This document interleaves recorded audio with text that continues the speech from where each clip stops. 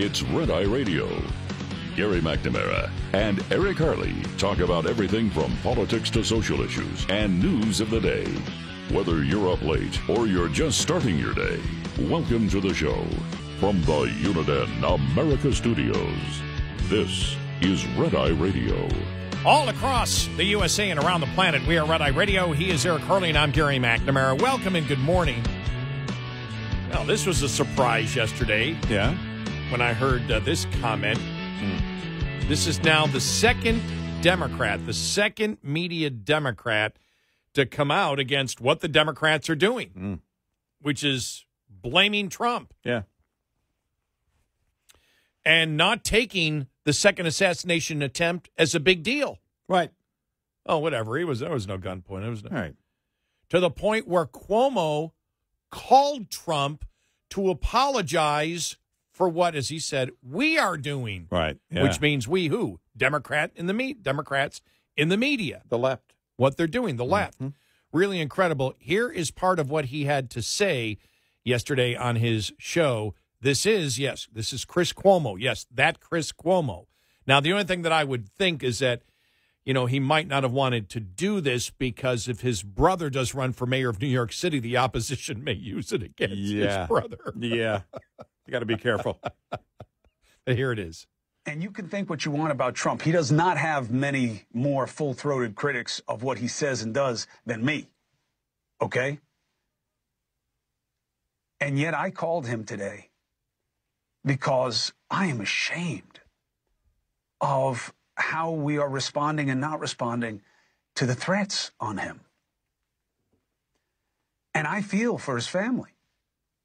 And I know you can roll your eyes and say, oh, yeah, he asked for it. Listen, that's your choice, and I think it's a wrong choice, okay? We got to get out of the judgment business unless it's judging ourselves, and you got to start rewarding things that are better. And I got to tell you, I don't know how he stays in the race. I don't know how he got up after being shot in the head, and you people who try to mitigate that, you need to check yourself. He gets up, pumping his fist, stays in the race, barely even talks about it. Now, look, I do believe he has wasted opportunities, and he has another one now. Who better than Trump to say, we can do better? I can do better. I know he keeps doubling down on his angry rhetoric. How can he not? It keeps working for him. I don't know that it gets him elected. My theory is that he needs to expand. He had a chance to do it after he was the target of an assassination at the RNC. He had a chance to say, I know what got me here. It's not going to get me where I want us to be. He did not take that chance. He now has another chance. Oh, you're supporting Trump. I'm supporting us. The idea that I am a Trump supporter is laughable to the man on your screen right now. That is not what this is. I am worried about us. I am ashamed of what's happening around us right now and the relative lack of concern about it. I just don't see how we get anywhere better than where we are right now. Look, I'm not blaming Democrats. Yeah, you are. I'm really not. I blame the guy. And whatever disease he has that the people around him either knew about and did nothing about. The guy was arrested 20 years ago for barricading himself in a room with all these weapons. Where are we caring about one another? Where are we taking care of our own? Where are we pushing to get help? We're leaving people languishing, dying on the streets. What is going on with us? I don't get it. That's why I reached out to Trump. I wanted to just say, listen, I'm really sorry that this is going on and it's being dealt with this way. Not because I'm in favor of his politics or what he says. I criticize him all the time. That's my job, and he deserves it. But he doesn't deserve this. A guy pointing an AK-47 at him while he's playing golf? And we take solace in the fact that the guy didn't get any rounds off. That does not work for me. If I had been through what that guy's been through in the last 2 months, you would not know where I am. You would never see me on TV again. No way I would do that. I don't know how he does it. He's got kids, they're adults, but he's got grandkids. He's got a wife. People giving crap to Melania Trump, worrying about whether or not there was a plot around his husband. How could she not? I don't think she's right, but I totally get why she feels that way, and people mock her. And then her husband has a guy pointed with an AK-47. Where are those people apologizing? That's what it's time for. I should not have come at you, Melania Trump, for suggesting that maybe there was something more afoot. I get your paranoia. I get your feelings. You have a right to that. There's nothing wrong with saying that, with being a basic, decent human being. It has gotten too out of control. Here's the only thing, though, with him, with Chris Cuomo. Where the hell you think all this was going to head? When you started, this just didn't begin with Trump. Bush was called Hitler. Romney was called Hitler. We go back to Bill Maher saying, oh, yeah, we called Bush Hitler. We called Romney Hitler, but Trump really is Hitler. This just didn't start today. When you decide to become the party that he belongs to, of identity politics, of racism, of race baiting, of misogyny and the radical transgender movement, of the anti-Semitism that your party knows that it needs, your party believes it needs to be elected, that you've got to have the Jew haters. What the hell do you expect? Kindness towards the opposition candidate? And who is it that you think you're appealing to, Chris? Yeah, This is falling on, it's not deaf ears, defiant ears. This is who they are. You're not going to change any hearts and minds. Anybody that would do that. And it's been done by the collective left repeatedly for a long time, and it wasn't just Trump. And we broke it down, and it's like, it really is sometimes like talking into the void. We know that our audience gets it, but when you convey these ideas and you break it down of calling someone Hitler, and now it's coming from the same side that owns the radical anti-Semitism that is on full display. And they call him Hitler. Well, where do you think it's going to go? When you're building that fear, what do you want that fear to do? What is your goal when you say and lie and say that Trump said there's going to be a bloodbath on the first day? You know that was about the economy. But you don't care. You need people to be in fear for their lives. What do you expect is going to happen? Where do you think it's going to go? Where do you think this ends? Because here's the problem. When you carry around your hate and you're calling him Hitler through this megaphone, well, the next day you're going to have to bring a louder megaphone, just like Bill Maher tried to do. Hey, no. We're serious this time. This guy really is Hitler. Where do you think that goes? Where does it end? This guy really is Hitler. What you're saying is that potentially he will be leading ethnic cleansing to the tune of millions of lives as a result of hatred in his heart. All right. When I say, for example, people, well, that's when you say somebody doesn't believe in the Constitution. Yeah, but we back it up. Right.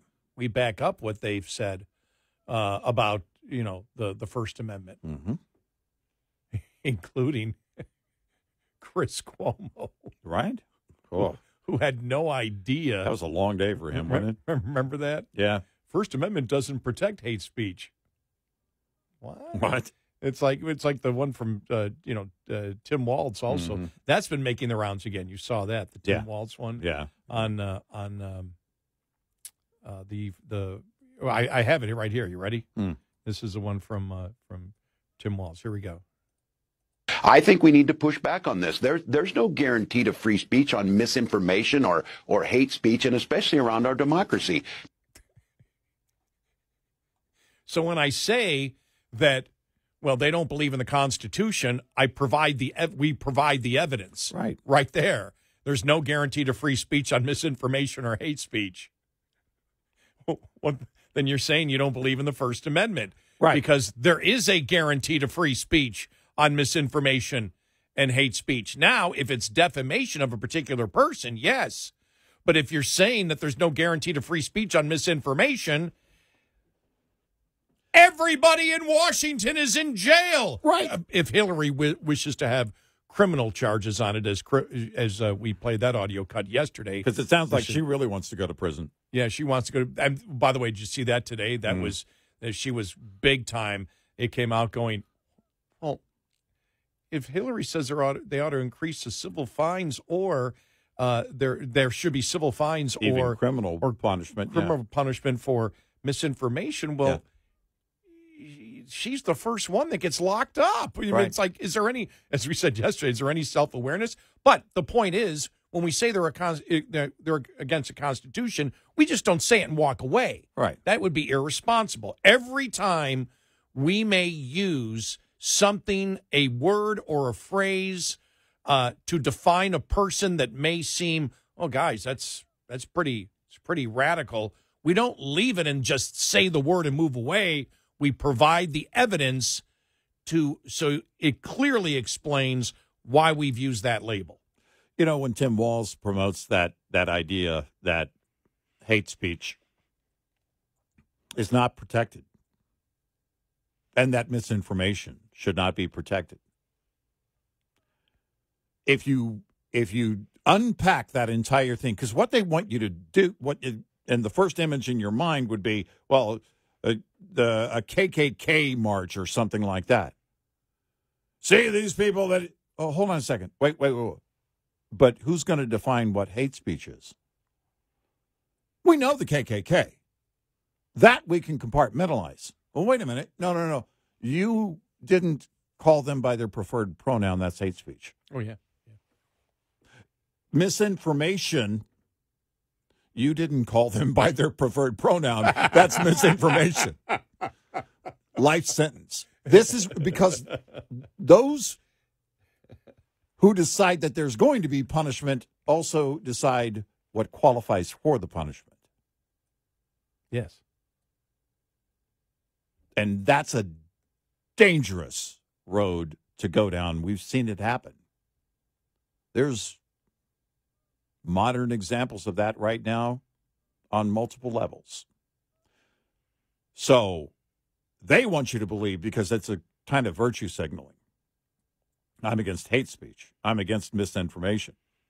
Well, but Hillary Clinton is laughable when she's talking about the queen of misinformation. Well, let's understand that some people out there want to promote happiness and joy. And let's give an example that the Democrats do want to promote it. Okay. Here is a tough question asked to Harris yesterday. Why is joy important to you to insert into this election? And what do you make of Republicans using that as a way to suggest that you're not a serious candidate? Well, sometimes I think, and I'll say to whoever the young people are who are watching this, there are sometimes when your adversaries will try and turn your strength into a weakness. Don't you let them. Don't you let them. I find joy in the American people. I find joy and optimism. Okay. Yeah. Same kind of questioning that Trump got when he was there. at the. Didn't that in that one cut? Didn't she say words have meaning? What do her words mean?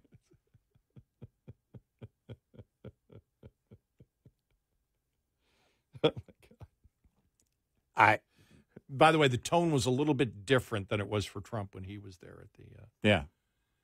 Right. The black journalists panel. Right. The tone was a tad different. Yes. The questions were a tad different. Yes. 866-90 Red Eye.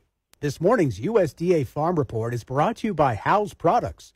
Tested, trusted, guaranteed since 1920. Two strong cold fronts moving through the western and central U.S. this week. USDA meteorologist Brad Rippey says first of those two cold fronts will be quite active, crossing the northern high plains. Could be some 2 to 4 inch rainfall totals there. That could slow down the final stages of small grain harvesting like spring wheat and barley. But in the end, it's going to be more beneficial. We have significant topsoil moisture shortages pretty much up and down the Great Plains region, assisting with winter grains and cover crops. As for the second cold front, other area expecting fairly substantial rainfall over the next 5 days will stretch from the central Great Plains into the upper Midwest. Fairly widespread 1 to 2 inch totals.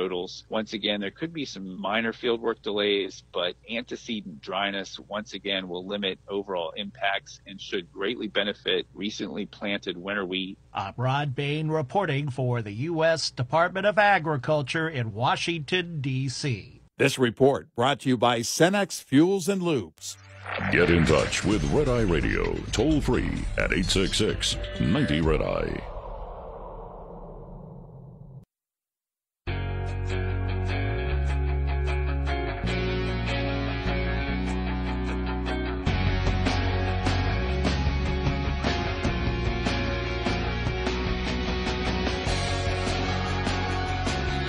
It's Red Eye Radio. He's Eric Harley, and I'm Gary McNamara. Here's Harris yesterday on inflation, okay? Here we go. All right. Is the price of groceries still too high? Yes. Do we have more work to do? Yes. And I will tell you, I do believe that I offer a new generation of leadership for our country that is about, in particular, turning the page on an era that sadly has shown us attempts by some to incite fear. Okay, now that's got nothing to do with inflation, but she keeps now talking about she's the new generation of leadership. Yeah. She's the generation of leadership that's in power right now. Right. By the way, when she started out asking herself questions, the campaign came out later and said that counts as another interview.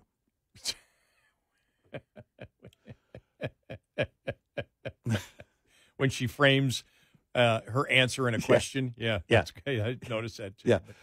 But it's that's another thing, you know, besides we're all, and both her and Waltz are using that same, any financial question. Well, we're both raised in the middle class, raised in the middle class, but also their other crutches that we're offering a new generation of leadership. You are the generation of leadership. Yeah. That you can't be a new generation of leadership when you're part of the leadership. Right. When you're part of the current leadership, it's tough to be the new generation of leadership. But this is, again, her effort to convince people that she has nothing to do with anything that's been going on over the last 4 years. Right. You can't sell that. Nope. And, there's no way out of that. There's no way for her to separate herself from this administration. She's a part of this administration. She owns that no matter what she tries to do. And they are running out of time for her to state solid positions in a way that either she's changed her mind completely and has changed her values, or she's lying. I mean, I don't know how you win that one, but they set it up to fail in the way that they promoted her on the issues.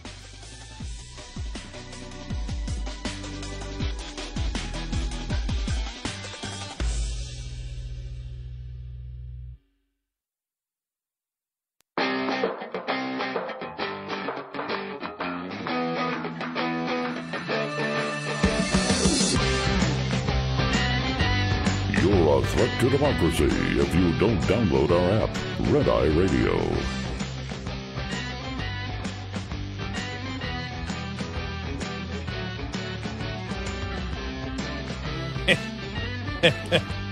I'm sorry. I'm Gary McNamara. He's Eric Harley, Red Eye Radio. I just saw the headline of the story and started reading it.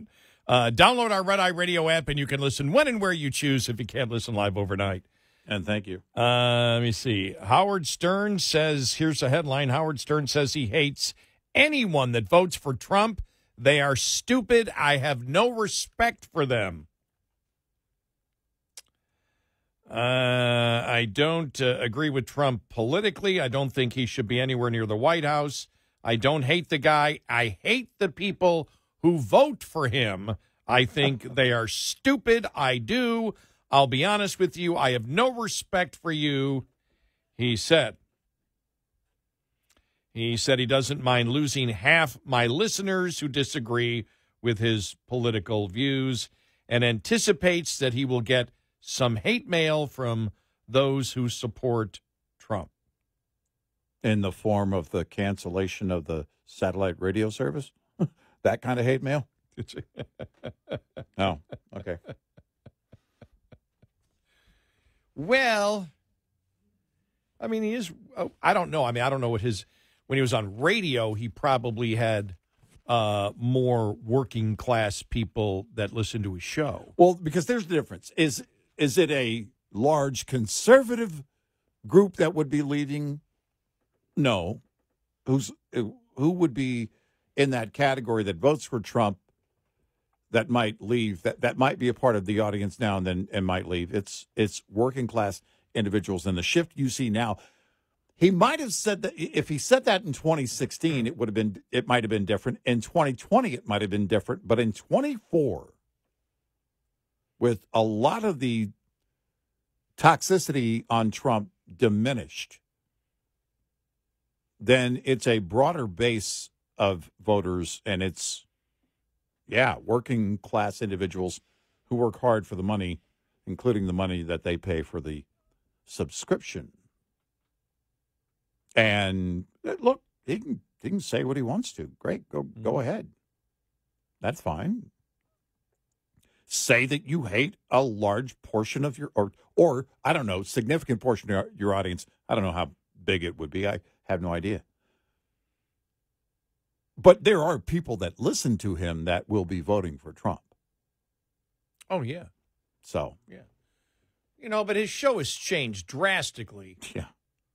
From the private parts, Oh, yeah. Era. Yeah. And completely. I mean, he interviews, he does, I think he's a really good interviewer. Yeah, sure. He's on critical thinking skills on politics or economics, no. But I think he's a very good interviewer, but he's not the same guy that he was at all. So does he have more of a NPR kind of audience now would be my question. Well, I think there's a case to be made because, the term shock jock. Well, now it's a shock if he leaves his home by his own admission. Yeah, exactly. Because if people don't know, he stayed in for the longest time, would not go anywhere. I don't know if we're talking maybe just a year ago he went out of the house, right? Right, yeah. Yeah, it was like, what's wrong? Because there were people going, what the hell's wrong with you? Right. Because of the whole COVID thing. Yeah. So, yeah, and he's never been any kind of driver in the political realm, but go ahead. I mean, it's not even on the candidate. He's going after the people who vote for him. I mean, he said it. I don't hate the guy. I hate the voter. I hate the people that vote for him. Baba Kamala. Exactly.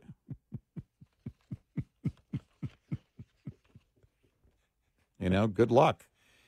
And I don't know how much you can make of this because it's such a short time, but some viewers of ABC's World News Tonight are apparently unhappy with how the presidential debate between the former president and Vice President Harris played out to the network.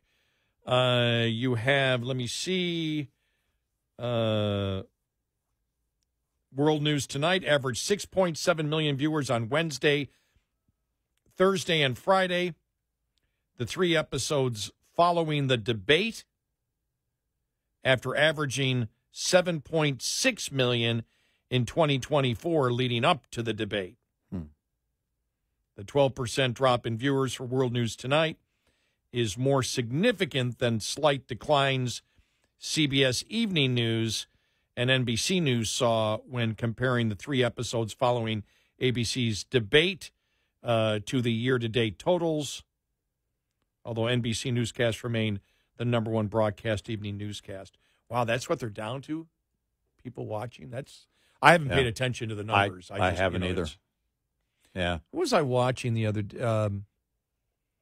because it's amazing when you're just doing stuff around the house and you put YouTube on, just shuffle.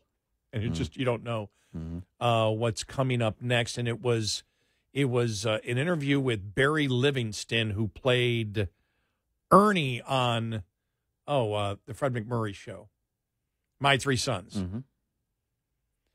And it was interesting seeing him the interview was probably done about 5-6 years ago.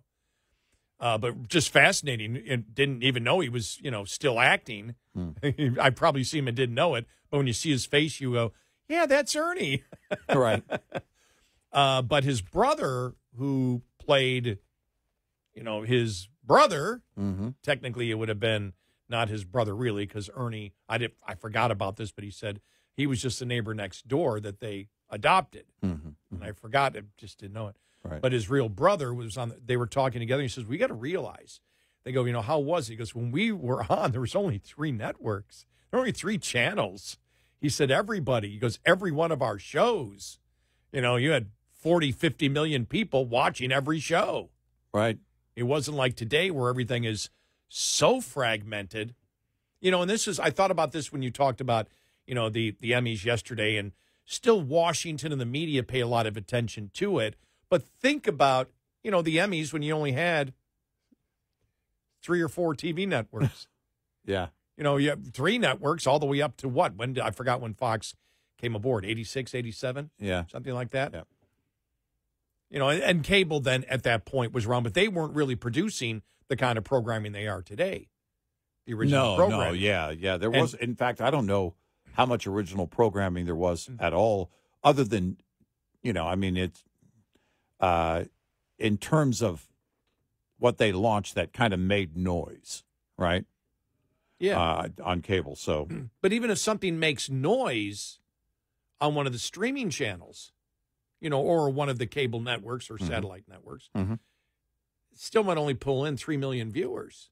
And it gets an Emmy, or, I would say that probably, well, I have not, there may be one, I haven't looked at the list, but everything that I've heard just, passing by and some TV newscast talking about it, I don't know one TV show, I didn't recognize one TV show that got an Emmy. No, the on my push notifications, because I wasn't paying attention to it, it was on that day, it was about the attempted assassination of Donald Trump, and that was the news, and everything that came up and floated to the top during the Emmy Awards, I didn't even know were on.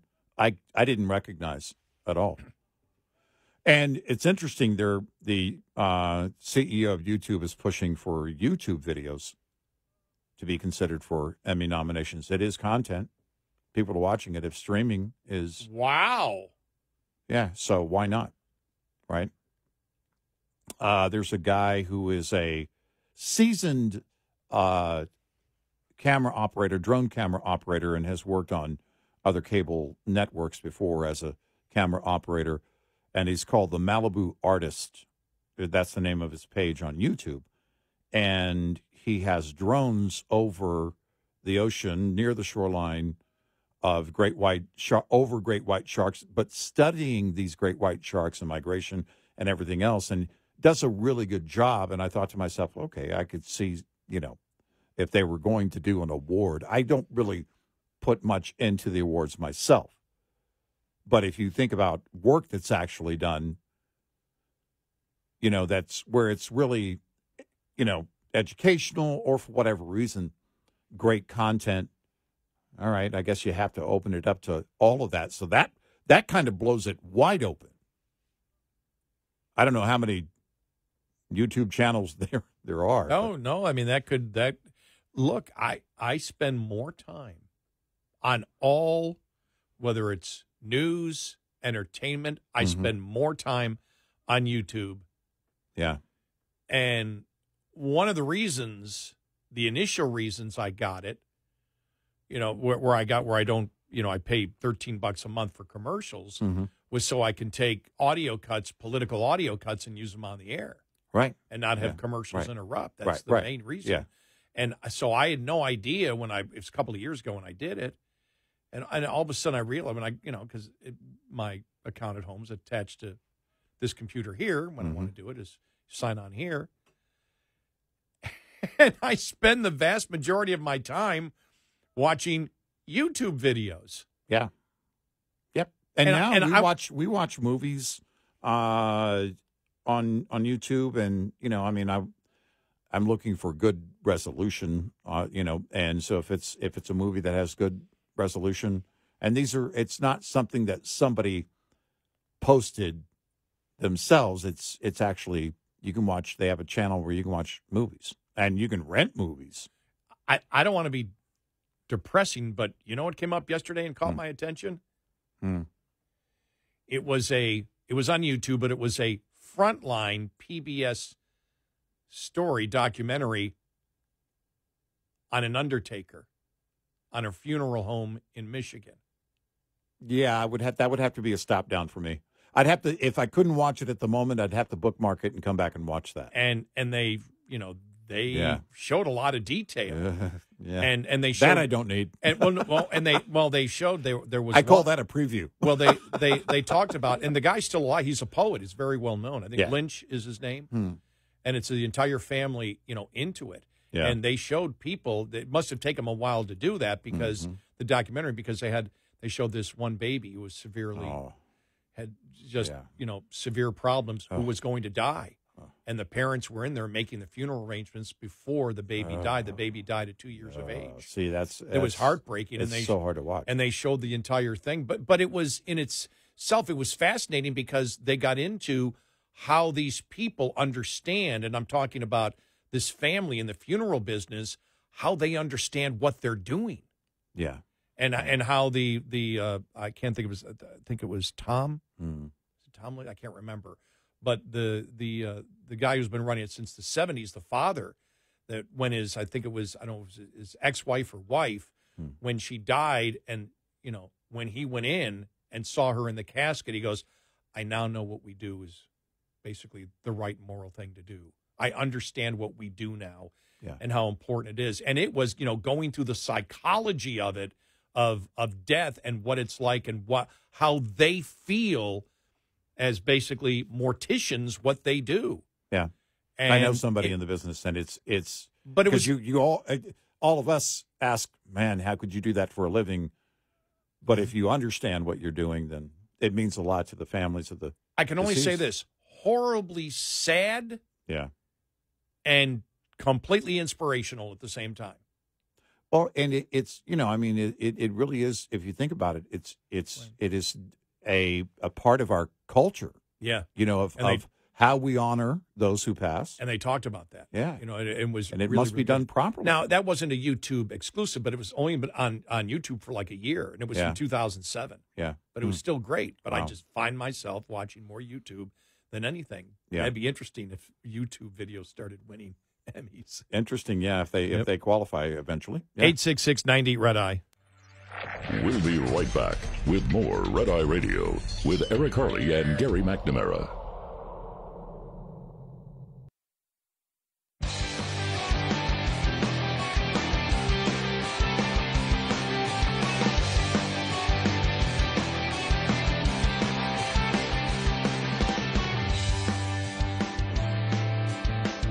It's Red Eye Radio. He is Eric Harley, and I'm Gary McNamara.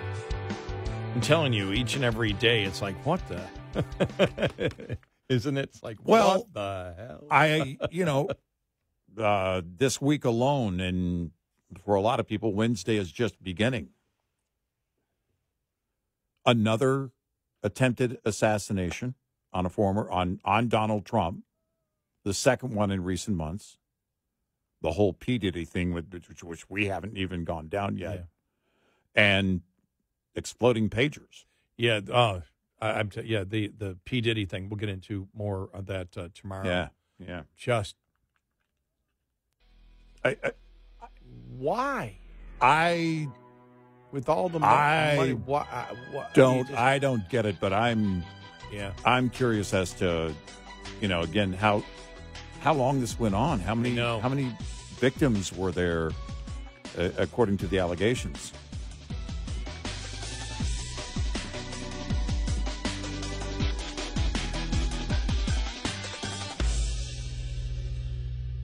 This is Red Eye Radio on Westwood One.